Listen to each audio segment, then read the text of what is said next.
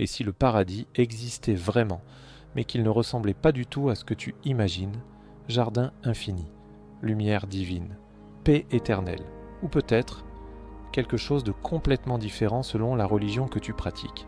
Aujourd'hui, sur Codex Sacré, on explore ce que le christianisme, l'islam, le judaïsme, le bouddhisme et l'hindouisme révèlent sur le paradis, et je te garantis que certaines descriptions vont te surprendre. Commençons par le christianisme.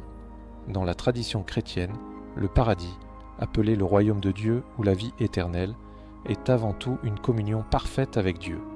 Ce n'est pas un lieu géographique précis, c'est un état d'être. L'Apocalypse de Jean décrit une Jérusalem céleste aux dimensions colossales. Des murs en jaspe, des portes en perles, des rues en or pur transparent comme du verre, un fleuve d'eau vive qui coule du trône de Dieu, et des arbres qui donnent 12 récoltes par an, dont les feuilles guérissent les nations. Mais au-delà des descriptions matérielles, l'essence du paradis chrétien est simple, voir Dieu face à face. La vision béatifique, une contemplation éternelle de la beauté divine qui comble tout désir, toute souffrance, toute incompréhension.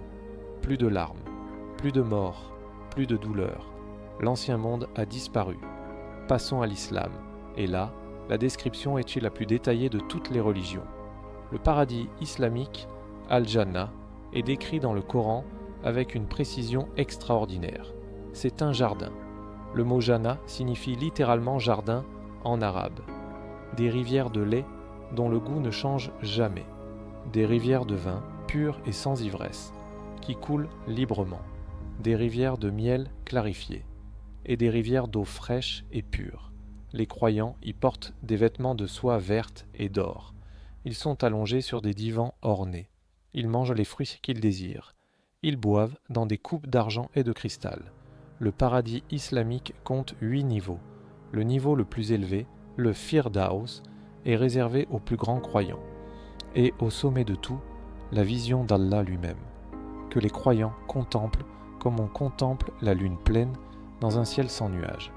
Mais le plus grand bonheur du paradis islamique n'est pas matériel. C'est cette phrase du Coran, Allah est satisfait d'eux, et ils sont satisfaits de lui. Dans le judaïsme, la vision du paradis est plus discrète et plus philosophique. Le monde à venir, Olam Haba en hébreu, est peu décrit dans la Torah elle-même. Le Talmud en parle davantage mais toujours avec prudence. Le rabbin Yochanan disait « Dans le monde à venir, il n'y a ni manger, ni boire, ni procréation, ni commerce, ni jalousie, ni haine, ni compétition. Mais les justes siègent, leur couronne sur la tête, et ils se délectent de la splendeur de la présence divine. » La Kabbale va plus loin. Elle décrit le Gan Eden, le jardin d'Éden céleste, comme un lieu de lumière pure où les âmes étudient la Torah avec Dieu lui-même, où les mystères de l'univers sont révélés, où chaque âme comprend enfin le sens de sa vie sur terre. Pour le judaïsme, le paradis n'est pas une récompense passive. C'est un apprentissage éternel, une croissance spirituelle sans fin. Le bouddhisme a une vision radicalement différente, et pour beaucoup, la plus surprenante. Il n'existe pas de paradis éternel dans le bouddhisme. Même les royaumes célestes, et il en existe plusieurs peuplés de dieux et d'êtres de lumière, sont temporaires. Car dans le bouddhisme, tout est impermanent. Même le bonheur divin finit par s'épuiser. Le vrai but du bouddhisme n'est pas le paradis, c'est le nirvana, l'extinction du désir, la fin du cycle des renaissances, une paix absolue qui transcende toute description. Mais le bouddhisme Mahayana parle de la terre pure, Sukhavati, un royaume céleste créé par le Bouddha Amitabha, un lieu de beauté infinie où les êtres renaissent pour s'éveiller plus facilement. Des lotus dorés flottent sur des lacs de lapis-lazuli, des oiseaux multicolores chantent le dharma, et chaque être progresse vers l'éveil dans des conditions parfaites. Ce n'est pas la destination finale, c'est la salle d'attente de l'éveil. Dans l'hindouisme, il existe plusieurs paradis selon le dieu que tu vénères. Svarga, le paradis d'Indra, est un royaume de plaisir céleste où les guerriers courageux et les hommes vertueux séjournent après leur mort. Mais comme dans le bouddhisme, ce séjour est temporaire. quand le karma positif s'épuise, l'âme redescend sur terre pour une nouvelle naissance. Vaikunta, le paradis de Vishnu, est décrit comme un royaume de lumière et de sérénité absolue. Les âmes qui atteignent Vaikunta ne reviennent jamais sur terre. Elles demeurent en présence éternelle de Vishnu. Kailash, la demeure de Shiva, est un sommet de neige éternelle où règne une paix absolue. Les dévots de Shiva aspirent à rejoindre cette montagne sacrée.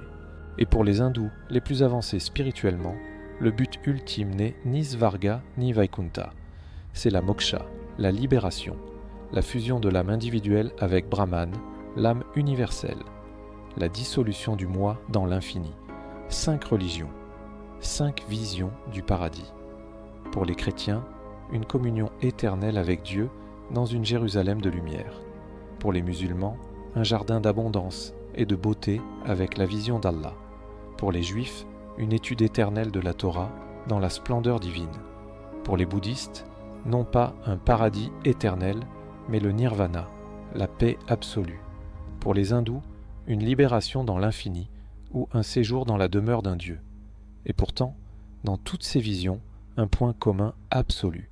Le paradis n'est pas une récompense matérielle, c'est une présence, la présence du divin, sous toutes ses formes.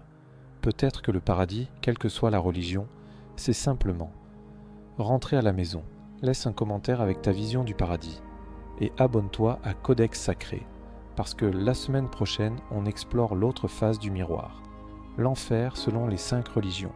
À très vite.